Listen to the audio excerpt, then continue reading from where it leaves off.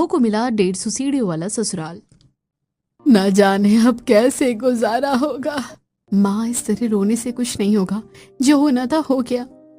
आप अपने आप को संभालिए। कैसे संभालूं मैं खुद को? तेरे बाबूजी थे तो कम से कम जैसे तैसे घर का खर्च तो संभालते थे। उनके जाने के बाद कुछ दिनों तक जमा पूंजी से काम चल गया, अब तो वो भी खत्म हो गई है। कौन संभालेगा घर की जिम्मेदारियां? माँ, आप तो चाहकर भी कुछ नहीं कर सकती हैं। आपके पैरों में तो बहुत चोट लगी है, जिससे आप खड़ी भी नहीं हो पाती हैं। दीदी, मुझे बहुत तेज भूख लगी है, मैंने कल रात से कुछ नहीं खाया। अपने पूरे परिवार को बिखरता देखकर कीर्ति फैसला लेती है। माँ, अब मुझे ही इस घर की बागडोर संभालनी होगी। कब तक हाथ पर हाथ धरे बैठी रहूंगी? लेकिन तू इतना सब कुछ अकेले कैसे करेगी? माँ, मैं इस तरह आपको टूटता और हिम्मत हारता हुआ नहीं देख सकती। फिर कीर्ति अपने परिवार की जिम्मेदारियां संभालने का फैसला लेती है और अगले ही दिन काम की तलाश में निकल जाती है। यहाँ से गुजरते वक्त मैंने यहाँ हायरिंग का पोस्टर पढ़ा था, क्या वो अभी भी अवेलेबल है? नो मैम, यहाँ आप कोई भी वैकेंसी खाली नहीं है। मैनेजर की बात सुनकर कीर्ति उदास मन से एक स्कूल में ट्राई करने जाती है। सर, क्या मुझे यहाँ कोई टीचर की जॉब मिल सकती है? नहीं, मैं यहाँ आपको टीचर की नौकरी नहीं दे सकता, मुझे एक्सपीरियंस टीचर चाहिए। सर प्लीज, मैं कम सैलरी में काम करने के लिए तैयार हूँ। कोई सी भी वैकेंसी टीचर की खाली तो होगी? नहीं, बिल्कुल भी नहीं, हम फ्रेशर टीचर नहीं रख सकते। सॉरी, आप जा सकती हैं। इस तरह अलग अलग जगह से कीर्ति को नौकरी के लिए इनकार कर दिया जाता है और फिर शाम को हर जगह से मुझे काम पर रखने के लिए मना कर दिया गया है। अब मैं क्या करूं? मैं हिम्मत हार गई तो घर पर सबका क्या होगा? उन लोगों ने मुझसे उम्मीद लगाई है। यह सोचकर कीर्ति फिर से एक दो जगह जॉब के लिए अप्लाई करती है और पूरे एक दिन बाद उसे एक होटल में रिसेप्शनिस्ट की जॉब मिलती है। कल से आप सुबह सुबह 10 बजे आ जाइएगा। 10 बजे से शाम के 6 बजे तक आपकी जॉब चलेगी और सैलरी 10,000 रहेगी। 10,000? मैं तो स्कूल की फीस, घर का खर्चा, दवाइयाँ, ये सब कैसे हैंडल होगा? लेकिन अभी कोई जॉब भी नहीं मिल रही है। हाँ बोल देती हूँ। ये सोचकर कीर्ति जॉब के लिए हाँ कर देती है और कुछ एडवांस पैसे लेकर घर के लिए सामान लेकर आती है। दीदी, आप आ गई। आप कुछ खाने के लिए लाई है? मैंने कल रात से कुछ नहीं खाया है। हाँ, तुम चिंता मत करो, मैं अभी कुछ बनाती हूँ खाने के लिए। ये सोचकर कीर्ति तुरंत खाना बनाती और सभी को खाना खिलाती है। आप लोगों को चिंता करने की कोई जरूरत नहीं है, मेरी जॉब लग गई है। क्या सच्ची? फिर तो ये बहुत खुशी की बात है। लेकिन तू घर की जिम्मेदारियां, साथ ही बाहर अपनी जॉब कैसे संभालेगी? माँ, ये गरीबी हर इंसान को मजबूत बना देती है। धीरे धीरे मैं भी सारी चीजें सीख जाऊंगी। फिर सभी खाना खाते हैं और सो जाते हैं। फिर अगली सुबह शरीर बहुत टूट रहा है। उसकी नजर माँ और रोहित पर पड़ती है। उनकी शक्ल देखकर कीर्ति तुरंत उठती है, घर में झाड़ू पोछा करके चूल्हे पर नाश्ता बनाती है। ऑफिस के लिए देर न हो जाए ये सोचते सोचते कीर्ति जल्दी जल्दी खाना बनाती है और फिर तुरंत ऑफिस के लिए पैदल निकलती है। एक तो पहले ही लेट हूँ और ऊपर से अभी इतनी सारी सीढ़ियाँ चढ़कर जाना पड़ेगा। कितना देर कर दी, जल्दी से चढ़ना शुरू कर देती हूँ। न जाने कितनी सीढ़ियाँ होंगी ये सोचकर कीर्ति जल्दी जल्दी एक एक करके सारी सीढ़ियां चढ़ने लगती है कि तभी उसे सीढ़ियों पर सिद्धांत मिलता है। आप इस तरह इतनी ऊंची सीढ़ियां चढ़कर क्यों जा रही हैं? ऑफिस में लिफ्ट भी है, आप लिफ्ट से जा सकती हैं। क्या सच्ची यहाँ लिफ्ट है? Thank you so much. मैं न्यू हूँ ना यहाँ, इसलिए मुझे यहाँ के बारे में खास पता नहीं है, वरना न जाने मुझे कितना ऊपर चढ़कर जाना होता। वैसे अगर यहाँ लिफ्ट है तो आप सीढ़ी से क्यों जा रहे हैं? अरे, मुझे तो आदत है ऐसी सीढ़ियां चढ़ने की। ऐसा कहकर सिद्धांत वहां से चला जाता है और कीर्ति फिर लिफ्ट से ऊपर जाने लगती है। कितना अजीब इंसान था भला। पता होते हुए भी कंपनी में लिफ्ट है, इतनी सीढ़ियों से कौन रोज ऊपर नीचे करता है? यह सोचकर कीर्ति लिफ्ट से अपने ऑफिस पहुंचती है। ये कोई वक्त है ऑफिस आने का? तुम पूरे आधे घंटे लेट हो।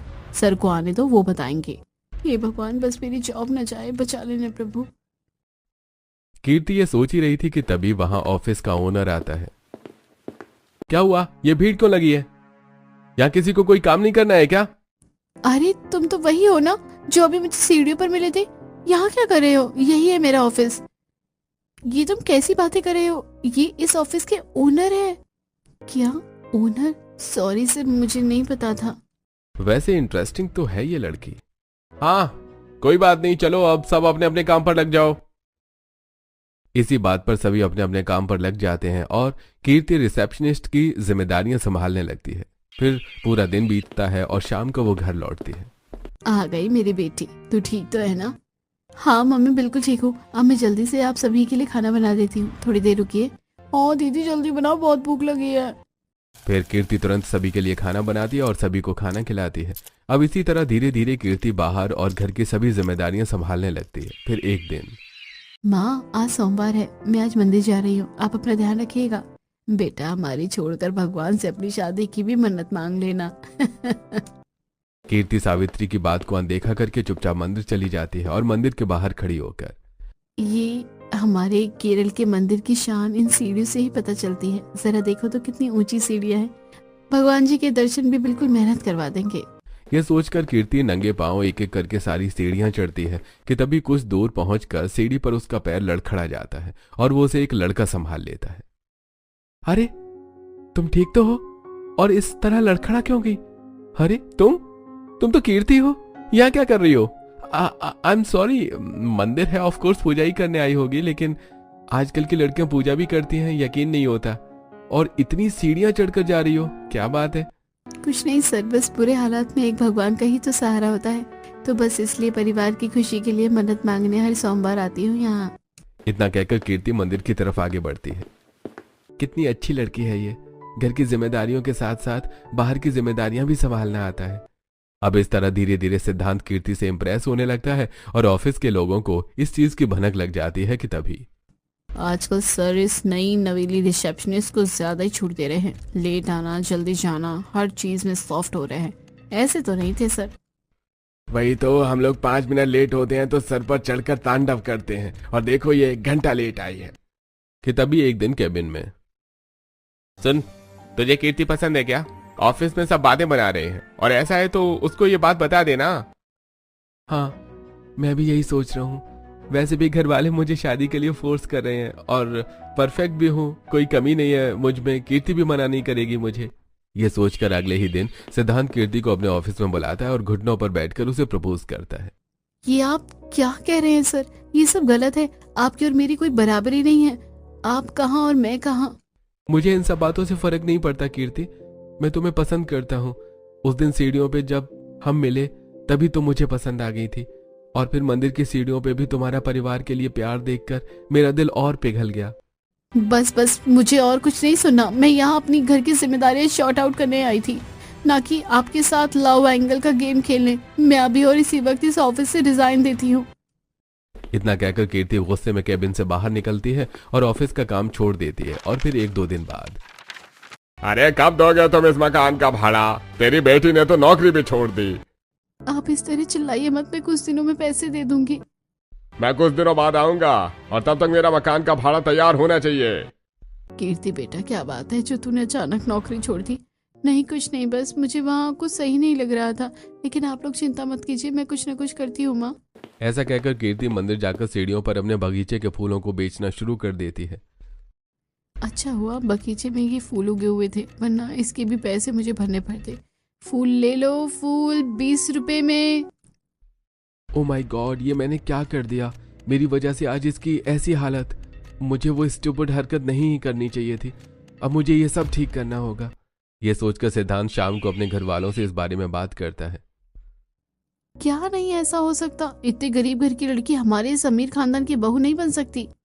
हाँ, और गरीब घर की लड़कियों की तो चाल होती है अमीर घर के लड़कों को इम्प्रेस करने के लिए, वो ये सब करती होगी। नहीं, इस घर में मेरे पोते की पसंद की ही बहू आएगी। उसने जो फैसला लिया होगा सही ही लिया होगा, और वैसे भी हम अमीर घर की लड़की को अपनी बहू बनाकर हम पछता ही रहे हैं। दादी, मुझे पता था आप मेरी बात को जरूर समझेंगी। वो बहुत अच्छी है और समझदार भी। आपकी जैसी बहू चाहिए वो बिल्कुल वैसी ही है। क्या पता वो अच्छी बनने का नाटक कर रही हो, उसकी चिंता तू मत कर, मैं हूं ना। फिर चक्रवाती देवी कुछ सोचने लगती हैं और फिर अगले दिन मंदिर की सीढ़ियों पर, इतनी मेहनत से सुबह से लेकर अब जाकर फूल बिके हैं। कल तो किसी ने भी कुछ नहीं खाया था, शायद आज सभी का पेट भर जाए। तभी वहां एक गरीब परिवार आता है। बेटी, क्या तेरे पास कुछ खाने को है? मैं बहुत दिन से भूखी हूँ। बेटी तू चुप क्यों है? कुछ बोलना, अगर पैसे है तो वही दे दे। अरे ये लोग कितने बूढ़े हैं। मैं तो फिर भी अभी पैसे कमा लूंगी, लेकिन इनकी हालत तो देखो, हे भगवान, मदद करना इनकी। एक गरीब ही दूसरे गरीब की पीड़ा को समझ सकता है। ये सोचकर कीर्ति दिन भर की कमाई बेझिझक गरीब बूढ़ी औरत को दे देती, जो कोई और नहीं गरीब लिबास में आए सिद्धांत के परिवार वाले थे। बेटी, तूने तो हमें दे दिया सब कुछ, तू क्या खाएगी? तेरे पास है क्या? आप लोग चिंता मत कीजिए, शायद मुझसे ज्यादा जरूरत आपको थी इन पैसों की। कीर्ति की ये बात सुनकर अश्विनी और चक्रवर्ती देवी बहुत ज्यादा खुश हो जाती हैं और कीर्ति का स्वभाव उन्हें पसंद आ जाता है।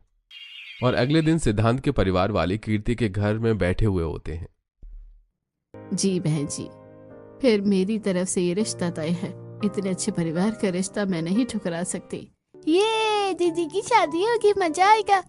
तभी वहां कीर्ति आती है पर्दे को हटाते हुए। ये सब क्या चल रहा है? और सिद्धांत सर, आप यहाँ? ये सब कौन है? अरे ये सब मेरे परिवार वाले हैं और हम सब यहाँ तुम्हारा हाथ मांगने आए हैं। नहीं, मैं ये शादी नहीं कर सकती। मुझे मेरी माँ और मेरे भाई को अकेला नहीं छोड़ना। मुझे ये मंजूर नहीं है। कीर्ति, तुम उसकी चिंता मत करो, तुम्हारी माँ और तुम्हारे भाई का ख्याल मैं रखवाऊंगा। देख कीर्ति बेटा, एक न एक दिन तो सबको शादी करनी पड़ती है, और ये बढ़िया से तेरे हाथ पीले होते हुए देखना चाहती हूँ। तुझे मेरी कसम है बेटा। सावित्री की कसम की वजह से कीर्ति को सावित्री की बात माननी पड़ती है और सावित्री भी सिद्धांत की इस बात से इम्प्रेस हो जाती है कि वो उसकी माँ और उसके भाई का ख्याल रखवाएगा। और कुछ दिनों में पारंपरिक तरीके से कीर्ति और सिद्धांत की शादी हो जाती है। फिर गृह प्रवेश के वक्त। रुक जा बहू, तुम लोग बहू को उस तरफ कहाँ लेकर जा रहे हो? कीर्ति बहू, चल तू मेरे साथ चल। चक्रवर्ती देवी कीर्ति को अपने साथ 150 सीढ़ियों के पास ले जाती है। छोटी बहू, तुझे इन सीढ़ियों को पार करके ही इस ससुराल में गृह प्रवेश करना होगा, फिर ही तू हमारे घर की बहू कहलाएगी। क्या मेरे ससुराल में इतनी सारी सीढ़ियां हैं? तभी उस दिन ऑफिस में सिद्धांत जी ने ये उनकी आदत बताई थी। हाँ बहू, अब इन 150 सीढ़ियों को पार करके तुझे अपने ससुराल पहुंचना है और तभी तेरा गृह प्रवेश होगा। अश्विनी की बात सुनकर कीर्ति बिना देर किए एक एक करके हाँफते हुए 150 सीढ़ियां चढ़ना शुरू करती है। उसके साथ उसका ससुराल भी दे रहा होता है। हे भगवान, मैं तो थक गई। ये सीढ़ियाँ तो खत्म होने का नाम ही नहीं ले रही। कीर्ति, मैं तुम्हारे साथ हूँ, मुझे पता है तुम ये कर लोगी। फिर दोनों बात करते हुए जैसे तैसे 150 सीढ़ियों का रास्ता तय करते हैं और फिर द्वार प्रवेश के बाद कीर्ति अपने आलीशान से घर में पहुंचती है। अरे ऐसे आंख फाड़ फाड़ कर क्या देख रही हो? इतना बड़ा घर देखकर सदमे में मत चली जाना। अरे चुप हो जाओ, बहू थक गई होगी। बहू जाकर आराम कर ले। मनीष की बात सुनकर कीर्ति तुरंत अपने कमरे में पहुंचती है और थकान की वजह से अपने बिस्तर पर लेटते ही सो जाती है। फिर अगली सुबह नहा धोकर तैयार होकर किचन में पहुंचती है। आज तो मेरी पहली रसोई है। एक काम करती हूँ, सभी के लिए अलग अलग पकवान बनाना शुरू कर देती हूँ। यह सोचकर कीर्ति एक से बढ़कर एक पकवान बनाती है और सभी को खिलाती है। अरे वाह, आपका खाना तो बहुत ज्यादा स्वादिष्ट है। हाँ चाची, आपने तो बहुत टेस्टी खाना बनाया है। प्लीज टिफिन में भी दे दीजिएगा। हाँ हाँ ठीक है, मैं तुम्हारे टिफिन में भी रख दूंगी। तभी नीचे से डिलीवरी बॉय की आवाज आती है। अरे लगता है मेरा फार चला गया है। भाभी जाकर ले आइए तो। रिया की बात सुनकर कीर्ति सीढ़ियों के पास जाने लगती है। अरे भाभी, आप सीढ़ी से क्यों नीचे जा रही हैं? सीढ़ी से नहीं तो क्या, तेरे सर पे से जाएगी। जा बहू। फिर प्रभावती देवी की बात सुनकर कीर्ति डिलीवरी लेने चली जाती है। ये भगवान, ये सीढ़ियाँ भी ना। कीर्ति जैसे तैसे नीचे जाकर पार्सल लेती और फिर ऊपर आती है। पार्सल देकर वो किचन में जाती है। ये भगवान, घर में तो सब्जी भी नहीं है, अब क्या करूँ? तभी किचन में कीर्ति की जेठानी आती है। सब्जियाँ खत्म हो गई तो खड़े खड़े किचन में सब्जी उगाओगी क्या? सीढ़ियाँ उतर कर बाजार जाओ और सब्जियाँ लेकर आओ। ठीक है जेठानी जी। इतना कहकर कीर्ति सीढ़ियों के पास आकर खड़ी हो जाती है। वैसे ही मेरा वजन कम है।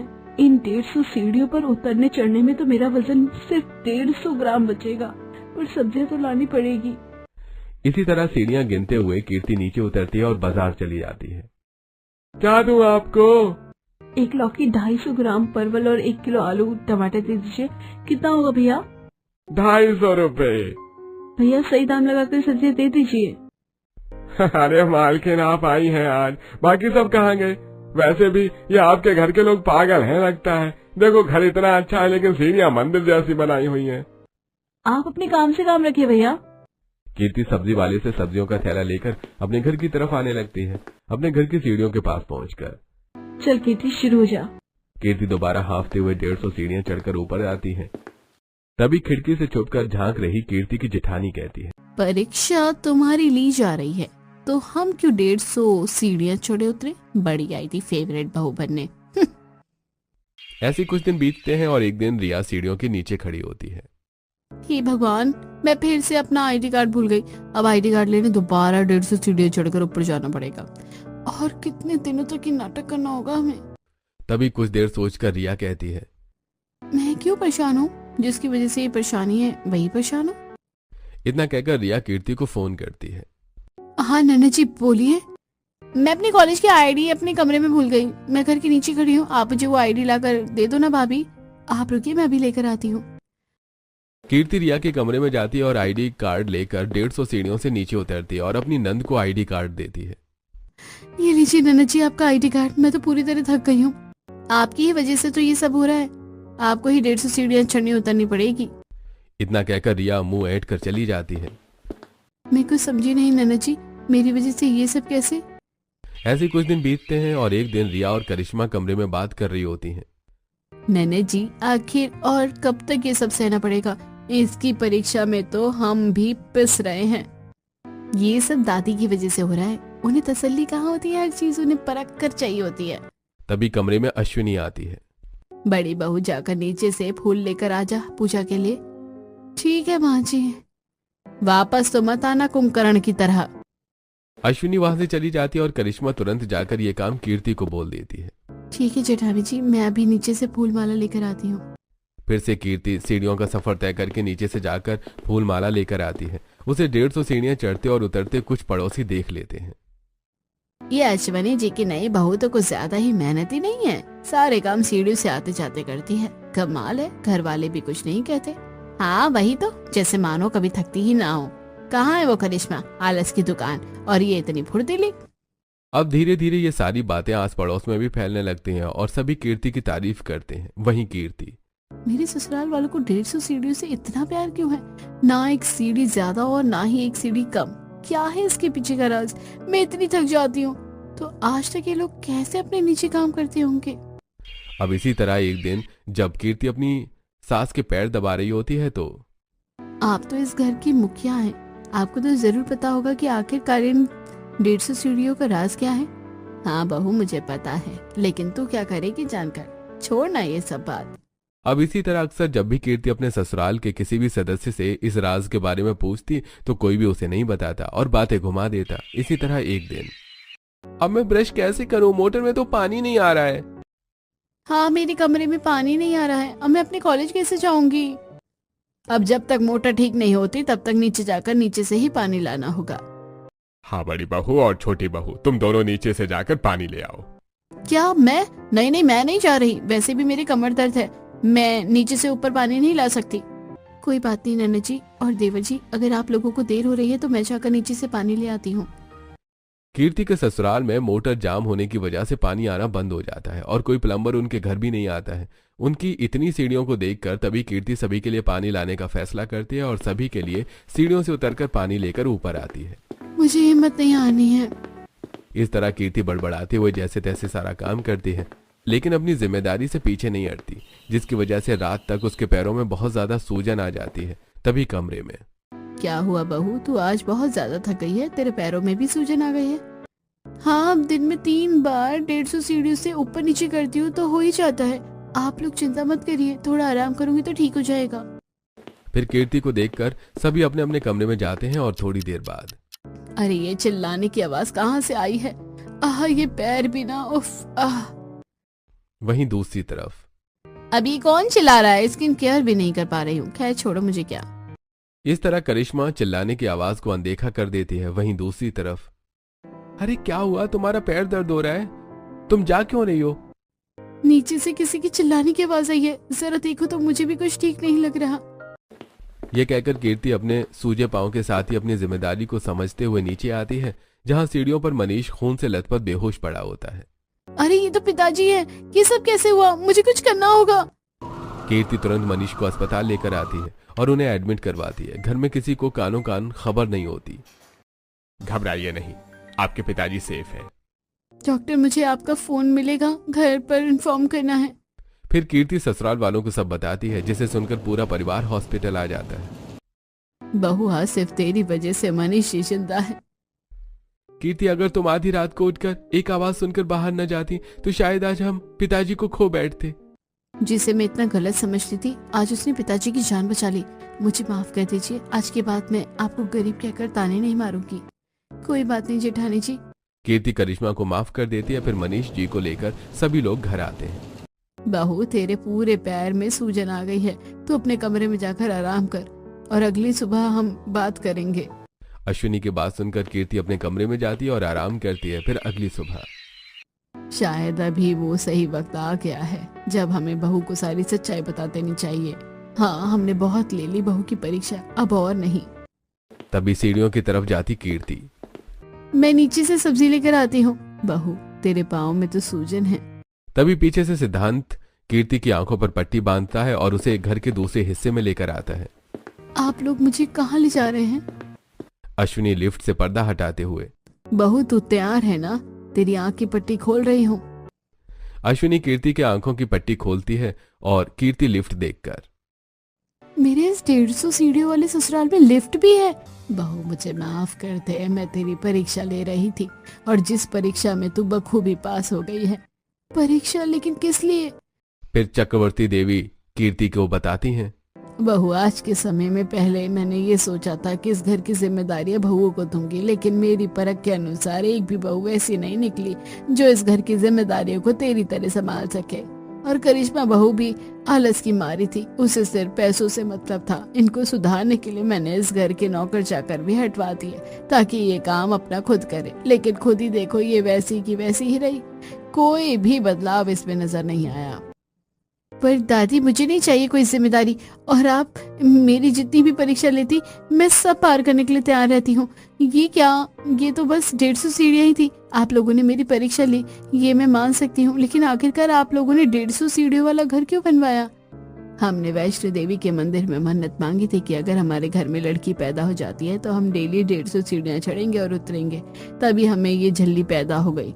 तो अब पूरा परिवार एक दिन में हमेशा ये 150 सीढ़ियाँ चढ़ता और उतरता है, और बाकी एक्स्ट्रा कामों के लिए ये लिफ्ट हमने बनवाई है ताकि किसी की तेरे जैसी हालत ना हो।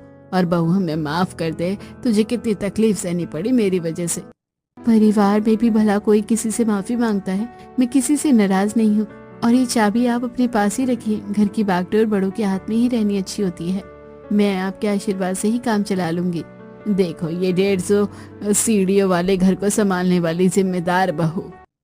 फिर कीर्ति अपनी 150 सीढ़ियों वाले ससुराल की जिम्मेदारियां अच्छी तरह संभालती है और बीच बीच में अपने मायके जाकर अपनी माँ और भाई के हालचाल का भी ध्यान रखती है। इस तरह अब वो अपने 150 सीढ़ियों वाले ससुराल में खुश रहती है और अब लिफ्ट का इस्तेमाल करके सभी जिम्मेदारियों को बखूबी निभाती है।